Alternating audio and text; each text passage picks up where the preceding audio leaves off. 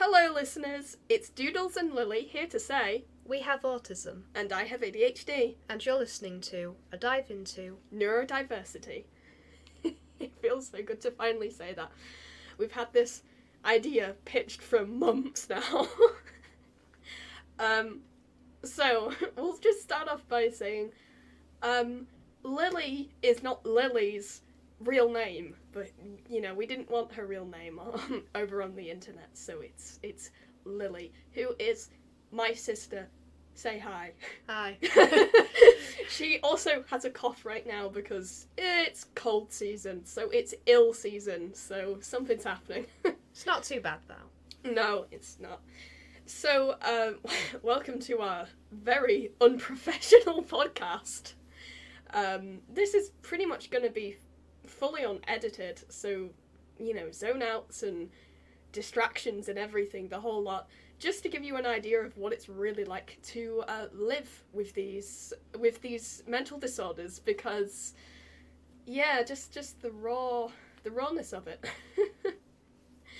So, as you can see, this first episode is about ADHD and autism, and generally explaining what it is, along with personal experiences. This podcast is here to educate the peoples about neurodiversity, because some people still don't have a clue, which is fine. There is a lot to learn out there. We'll mostly stick to ADHD and autism, but I feel like we'll mention the odd other one here and there as well.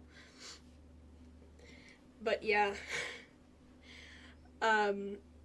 So we'll start off with just getting into the meat of it. What actually are these disorders? So Lily, you have some notes on autism and what it is? Yeah. So looked into how to describe it. I've done some research on that, and basically the internet says for autism it's a developmental disability caused by having a different brain. So I struggle with words sometimes. Yeah, that's the basis of it. So basically your brain works differently. It doesn't quite develop in the same way as most people's. I think sometimes this can cause high levels of intelligence. Sometimes I don't know whether to say slightly below average. I don't know if it would be unkind to say that. I don't know. Yeah, it's a debatable topic. The truth is, to all of you who see autistic characters portrayed in media, no, they are not always supercomputers, and on the opposite end, no, they are not always completely low-functioning, non-verbal characters. But you can have average intelligence and still have autism. I don't know what my intelligence is. Sometimes it feels slightly below, but I think maybe it's just because of the way my autism affects me. Like, I can sometimes get confused or just straight up don't understand something. I mean, I find maths a difficult topic, but besides that, in just general everyday life, sometimes I can't quite understand what people are trying to tell me. So sometimes they have to maybe rephrase it a little bit, or maybe just repeat it. Actually, that is quite a good tactic for me. Repeat what you've just said. Yeah. Maybe repeat it again. And gradually things will start to click. But as I said, describe my autism as, again, my autism. And I say that because it's a spectrum disorder. Yeah. Everyone with autism is different. Some may need help with everyday life, whereas others might need little or to no support. You can have autism and just not need any support, which I actually didn't know at first, because I've always needed it. Yeah, it's true. They call it spectrum disorder for a reason. For those that might not know, the full name of autism is ASD. That's spelling out autism spectrum disorder. Please keep spectrum in mind, especially some of you out here who might hear Lily's experiences and say, oh, but she can't be autistic. Let's say my 3-year-old cousin, nephew, or something like that has autism and he doesn't speak and has to wear noise-cancelling headphones all the time and really likes trains, which I'm not calling anyone out, but that is typically the kind of response that you get out there, and it's a spectrum disorder. Also, you know, you can't really compare your 3-year-old non-verbal nephew to a teenage girl who can speak. Yeah, I can definitely speak, and me and Doodles are very much living proof that it is a spectrum, because we are very different. We do have some similarities. There are some things, for example, that we're both into, and we can both go crazy about. But in a lot of ways, we're very, very different. I mean, even in the way our brain works, my autism causes my brain to function just a few seconds slower than other people's, so that makes me go a bit slower. It might actually be the ADHD that causes this, really, and we'll get into that in a minute, but Doodle's brain works a bit faster. Yeah, mine goes like speed of bullet train. I mean, most of the time, other times you get moments where it's like, I'm going as slow as your grandma's printer. I don't.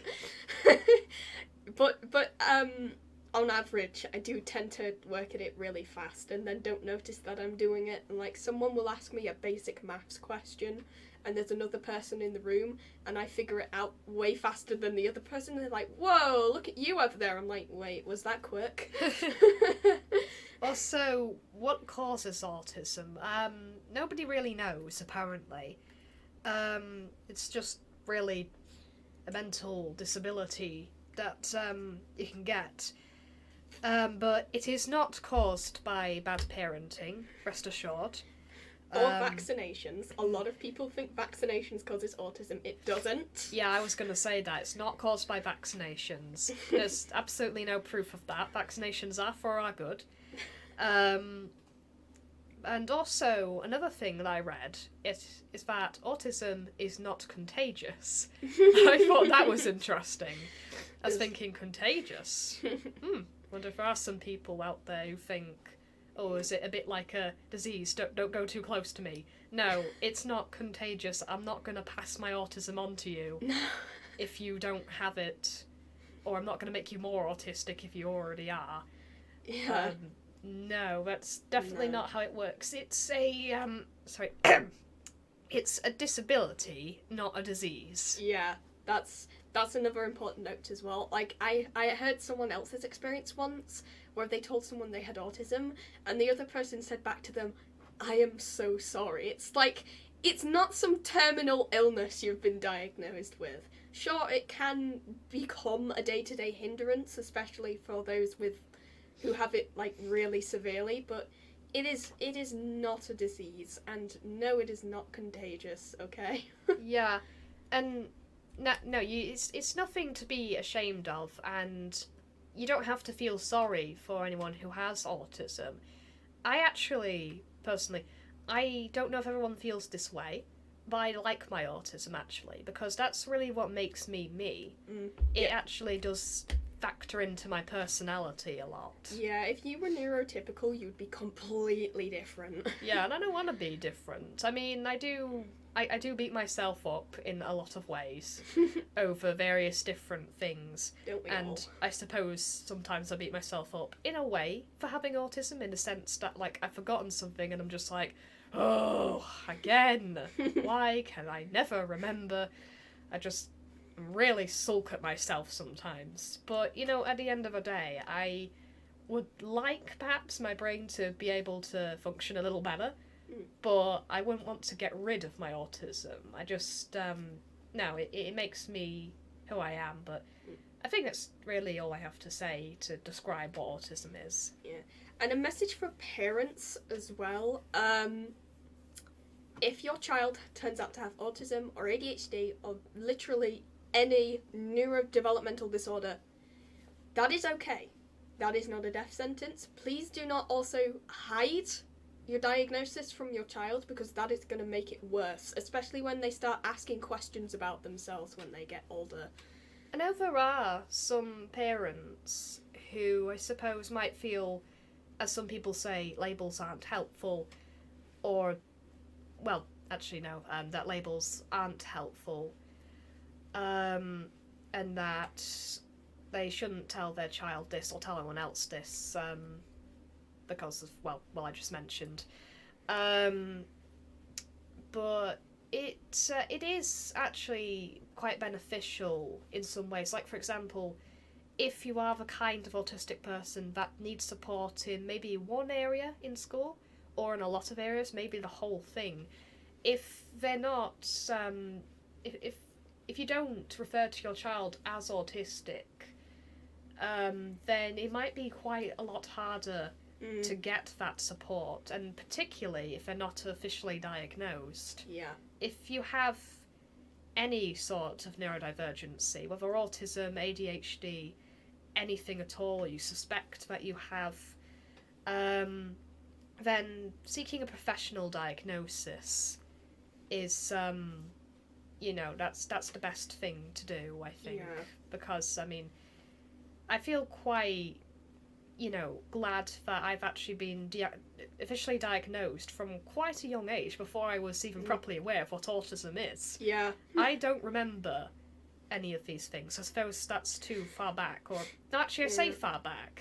It's probably not. It's just one of those things that I just don't remember happening. Yeah. I just remember being told one day I have autism, and I was like, okay, because it didn't mean anything much to me. Apparently, I just have this thing. You probably didn't really understand what it was at the time, or that it made a difference. No, I can't really remember how it was described to me. All I can remember is that it was described. It was in a way that made sense to me, and I just kind of accepted this. I went along with a lot of things when I was a little kid. But having that diagnosis, and now that Doodles has been diagnosed with both autism and ADHD, that's that's going to give her help that she might need.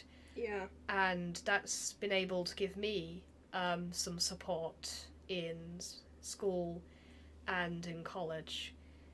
But I think I've probably said enough about autism for the time being. Do you want to describe what's ADHD? Yeah, so ADHD is like an acronym, abbreviation, if you will, for attention deficit hyperactivity disorder.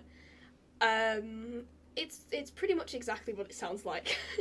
Well, I say that it can be misleading. It's not necessarily that you have an attention deficit if you have ADHD, because they very much can concentrate, but it's mostly a case of attempting to concentrate when it's not an interesting topic. Because, I mean, if it's their current hyperfixation, they could concentrate it for hours on end if it relates to that. But typically it's more a case of not finding it interesting. The way of life with ADHD is essentially following the dopamine as it's been put in the past.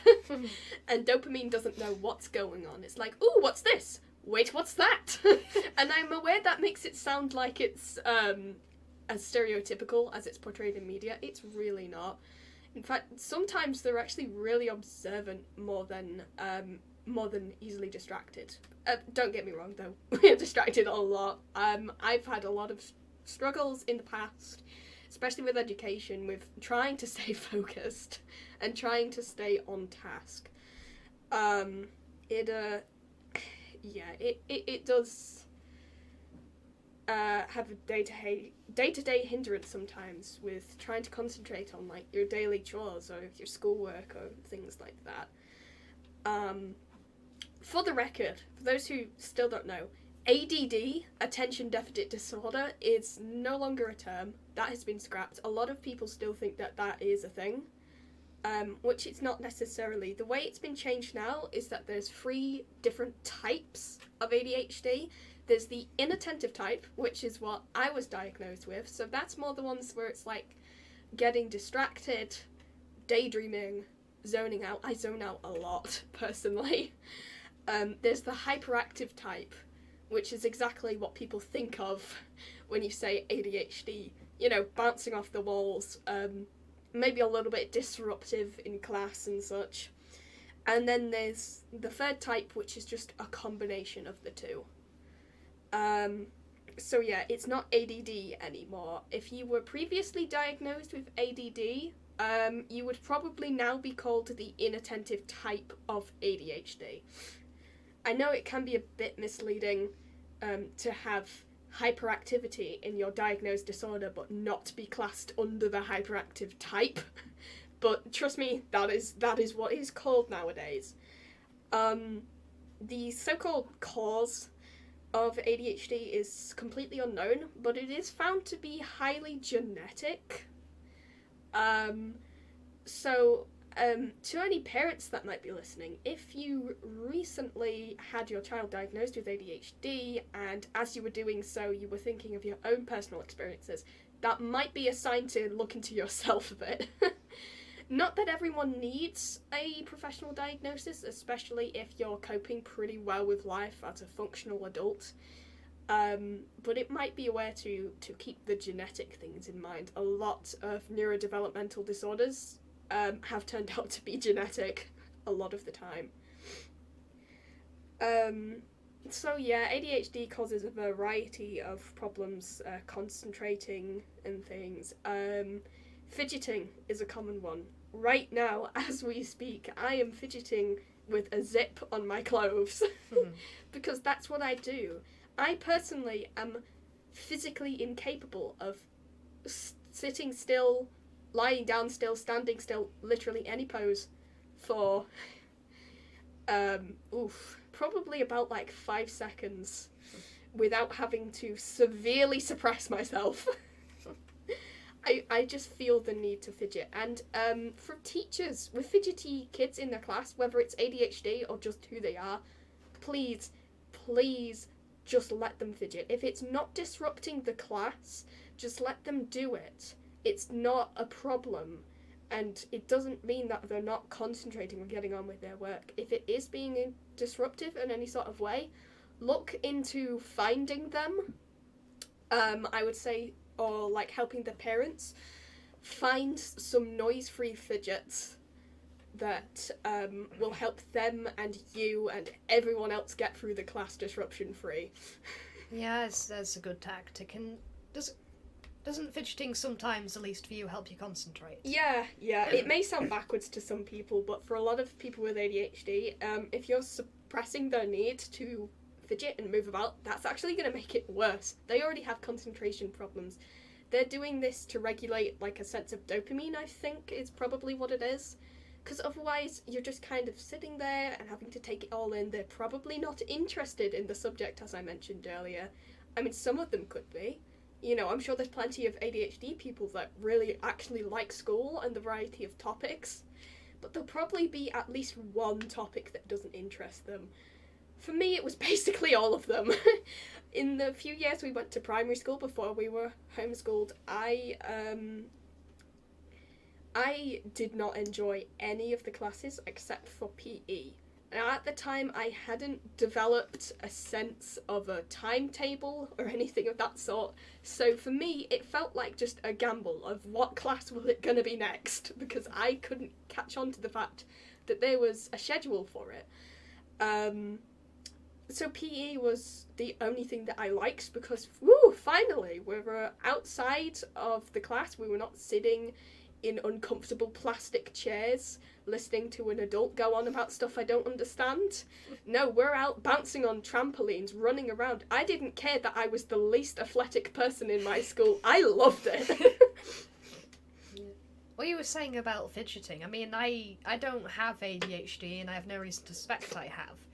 But I'm not in the same way, but a bit of a fidgeter myself. Like, I don't know, I just find myself subconsciously fidgeting with things sometimes.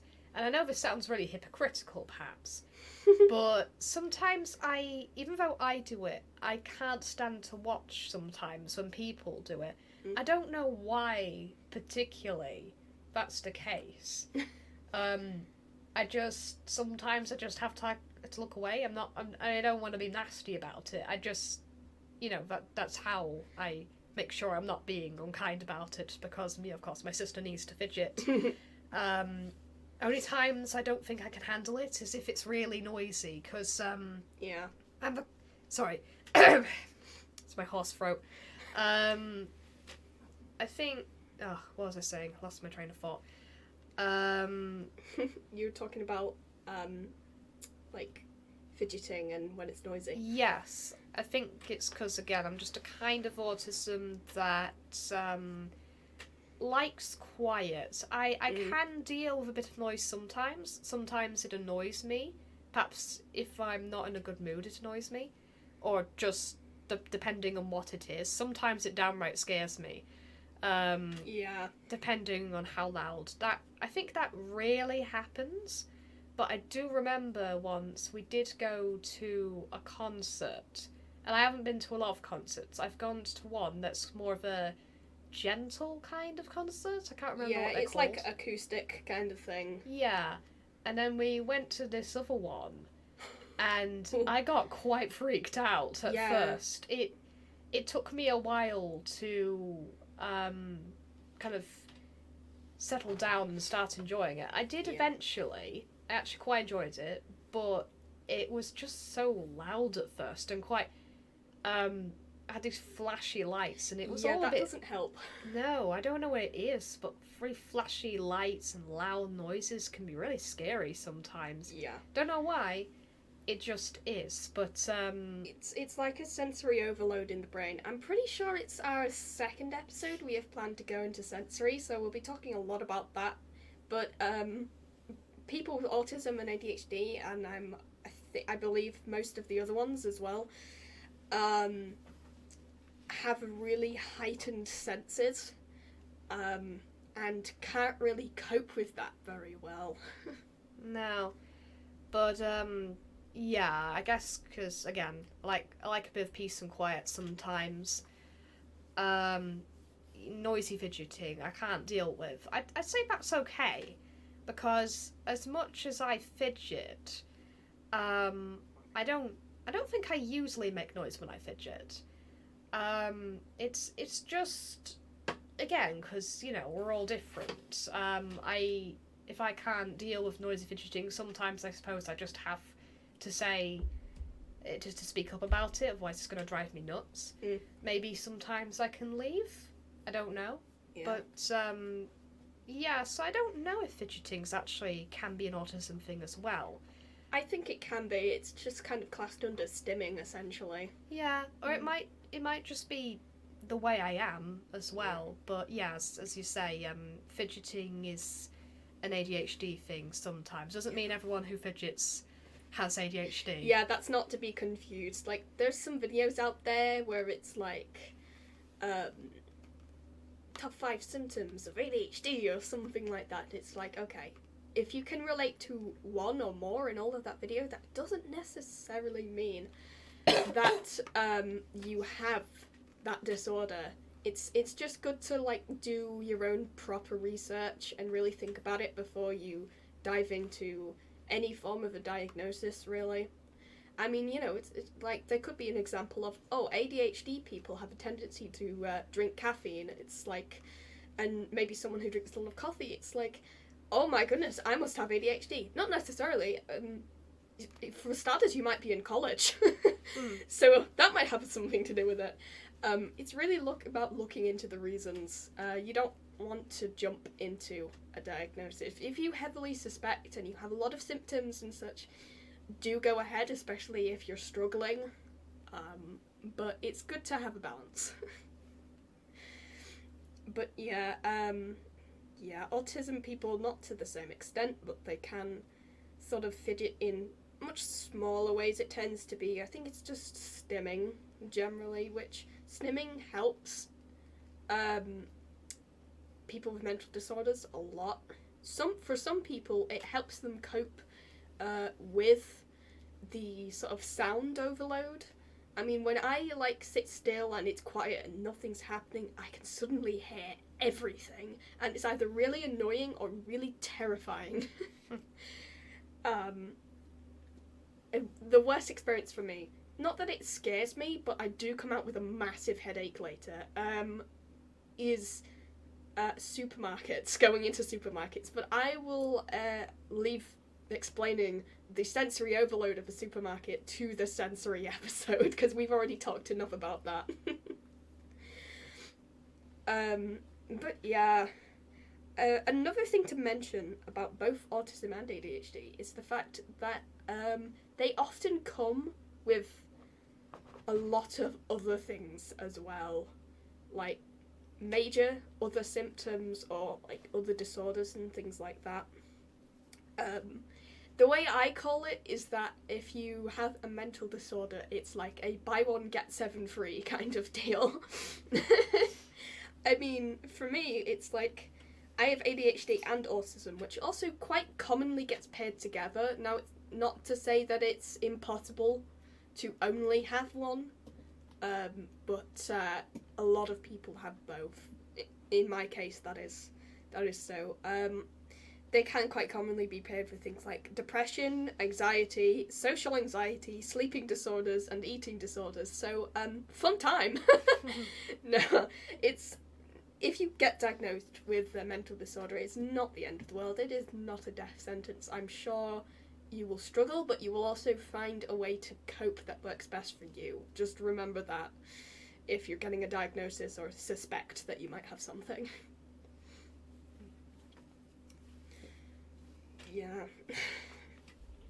You definitely seek a professional diagnosis if you can. I think some people do self-diagnose themselves if they've tried that and, you know, the professionals have said, no, for example, you don't have autism or you don't have ADHD, and perhaps that person might think, no, I'm really sure I do. I really feel like I do. Yeah. So, I mean, not just for neurodivergencies. I think sometimes people have self-diagnosed themselves if they suspect they have an illness of some kind, because maybe the doctors say, no, you haven't, but they just kind of know they do sometimes. Yeah. It's really quite, I suppose, it can be a complicated thing, I suppose. You just have to see how you go with your own experience, I suppose, if you think you have anything. More things to have balance with. First of all, research. When you're in the researching phase of, oh my goodness, might I actually have something? You need to make sure you don't immediately convince yourself of something, especially if they say, well, actually it's this, and then you're like, no, you're wrong. I've known it's this because I read a Wikipedia article. Wikipedia's not reliable. Yeah, that also. Be wary of Wikipedia. But also, when you're getting a diagnosis from a professional, obviously, again, it's in the name, they are professionals. They probably know what they're talking about most of the time, a good, 98% of the time. But there are certain times where you have to trust your own gut instinct. This is a good segue into the fact that, rather unfortunately, females with autism and ADHD get very commonly misdiagnosed or completely undiagnosed, because I think it tends to follow the stereotypes and everything. Also, boys get overdiagnosed as well, because typically a lot of young boys can be really rowdy and bounce off the walls and oh my goodness, they're disrupting everything. It's like, yes, well they must clearly have ADHD or autism or something like that. Whereas girls, it's like, especially since girls with autism and ADHD tend to be the really socially anxious, shy, quiet ones, it's like everyone is all like, oh, aren't they such a sweetheart? They're just a shy little girl. It's like, actually, it might be something more than that. It's true that it could just be their personality, but especially for parents, be mindful as they grow up, especially when they get older into more developmental stages. Look out for any signs, especially if you or your family's history has patterns of having these, because again, it can be quite genetic at times. Yeah, it can. Do you have anything more to say on ADHD? I don't think particularly. We've covered a lot of subjects, and we're getting to about the half-hour mark now. That's probably about as long as you spent trying to calm down at that concert. I mean, maybe. I don't know. I was just in a panic for a while. Yeah, it's understandable. Not really And again, it shows you the differences as well, because she was so overwhelmed by the noise that she had to leave for a very long time. Whereas I was like, this is way too loud, but I'm having fun! It's the adrenaline that made me stay. So it just shows you the differences. We're not just different because she doesn't have ADHD, but I do have ADHD on top of autism. It is a spectrum disorder, please keep that in mind. It's going to be very different. I mean, in the case of our own parents, they came out with 2 autistic children, and we are very different in a lot of ways. So we're like living proof. It's a spectrum disorder. Even when it's by the same family, they can be very different. But we do get on, and obviously, since we're aware of how these kinds of things affect us, obviously we try to kind of respect if maybe one of us is having a hard time with something. I mean, maybe we won't always understand, but there can be occasions of miscommunication sometimes, because, well, again, we both have autism. Oh yeah, miscommunication is a heavy issue. So we might not really understand what each other's talking about, and then kind of realise Later that on. we're not talking about the same thing, perhaps. Or, I don't know, or maybe one of us has gotten a bit confused. But, work it out. Wondering, should we go on to relate any personal experiences we may have? We could do, yeah. I mean, this is going on for longer than I expected, but it's invigorating. I have got some, but I'll try to keep them brief. I mean, there's not much to say on them anyway. No, not particularly. Unless you want to go first. I don't actually have any written down that I was going to mention, but I bet something will come up while you're speaking, so you can just go ahead. Yeah, this is what I remember about getting support in education. First off, being in primary school. I'm trying to think. There may be some people who live in America that are listening to this who might not know what primary school means. I can't remember. Isn't it like elementary school or something like that? Might have been something like that. So basically, the youngest stage of school. Yes, not including nursery. The youngest stage of school. I remember, I think every Wednesday afternoon it was, me and some of my classmates would just kind of be taken out of class, and we'd spend the afternoon at a horse farm for some kind of therapy session of sorts. Yeah, I remember you used to do that. Yeah, I don't really remember what it was about, because we did have some other therapy-related things that we do occasionally. I can't remember how often. We do things like kind of messing around with the piano. There was, I remember little me trying to play it, couldn't play it. And doing some like balancing as well, trying to do that. I got fairly good at it, but now I can't seem to balance anymore. But I think I never really knew what the point of those were. I didn't question it when I was young. But now when I look back at it, I think it was to kind of be around some other, I think other children with disabilities. I never knew that they did have them. I was vaguely aware of my autism.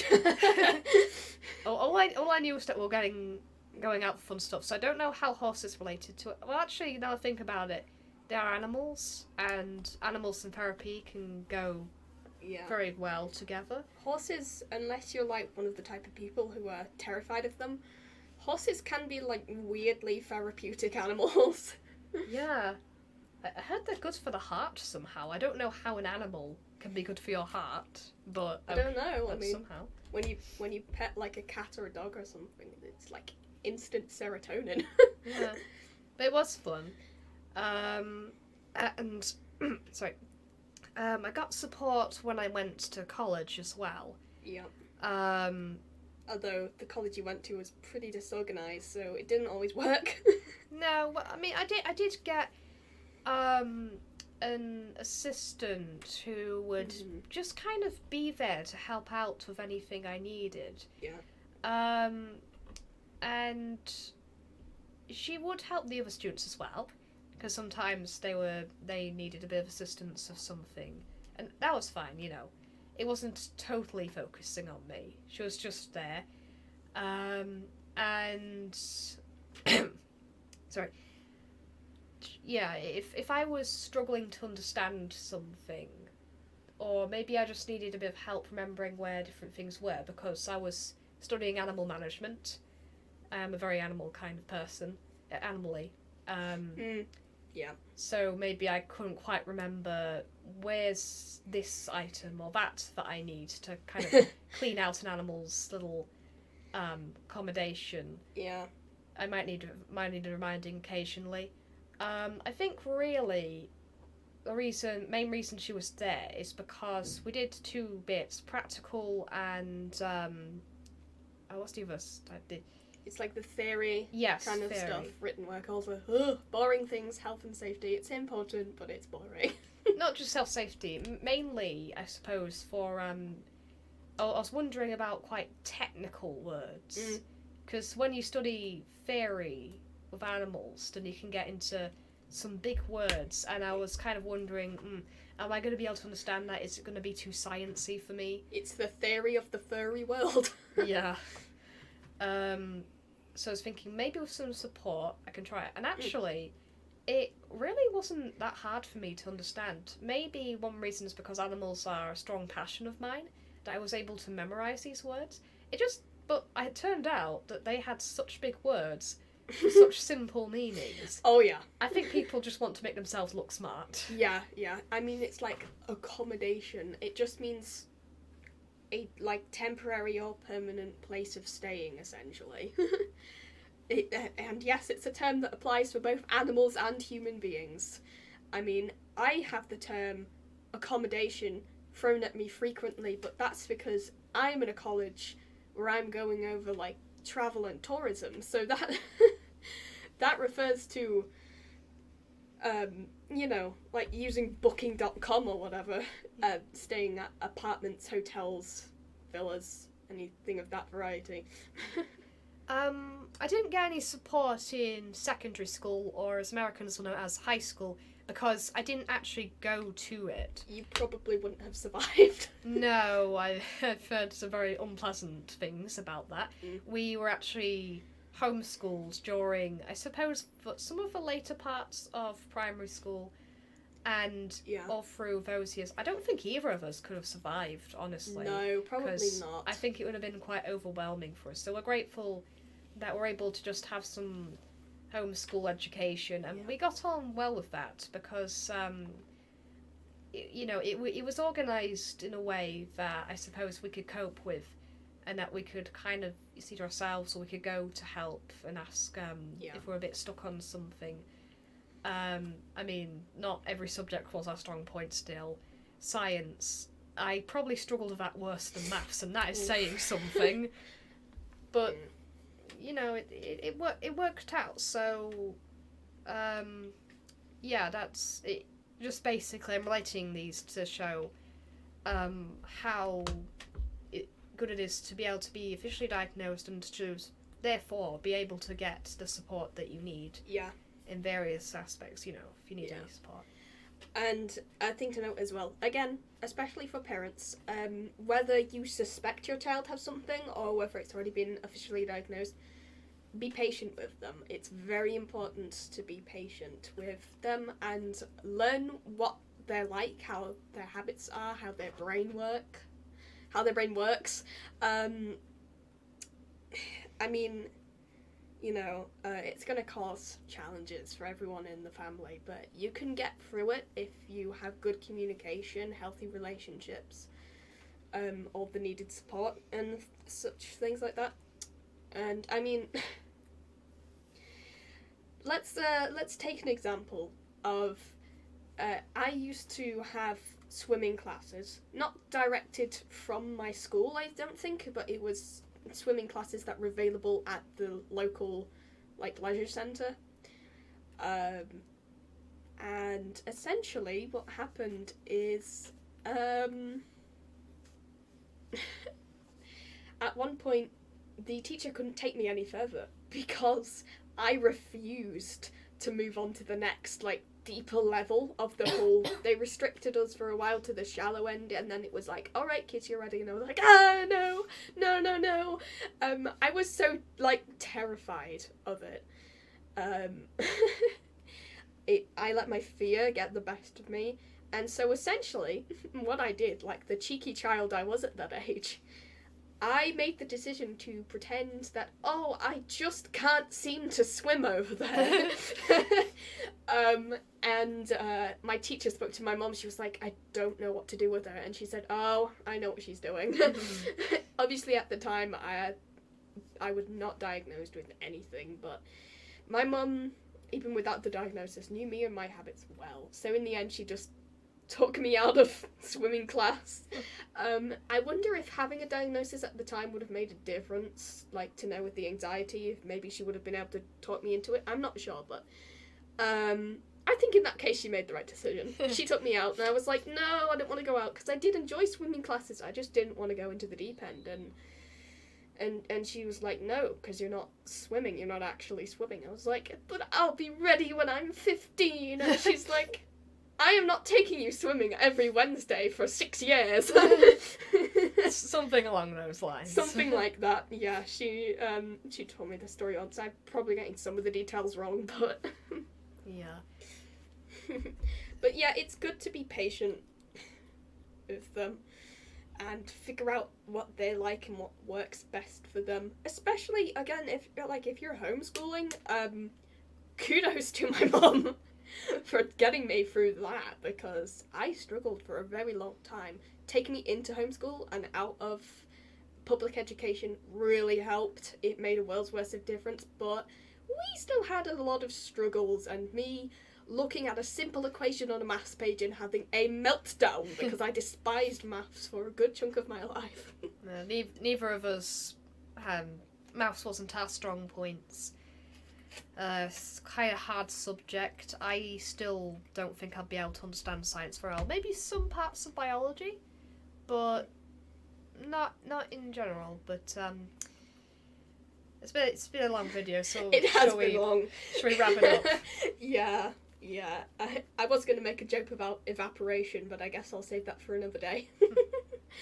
Science-related things. So thank you for listening to this podcast. We hope that you have learned something new and something helpful. Again, remember, if you suspect something or suspect your child has something, it would be a very good idea, especially if they're struggling, to seek professional diagnosis. But don't rush into it. You might No. want to think it through a little bit. Just take your time, and, well, we wish you the best if you do think you've got something. Yeah, and be aware that the diagnosis journey, especially if you're an adult and out of education, takes a very long time, so you're going to have to be patient. Alright, well, I hope you enjoyed it, I hope you learned something new, and we'll see you in the second episode, which I believe should be about sensory. If I'm wrong, I'm so sorry in advance. Goodbye, everyone! Bye-bye.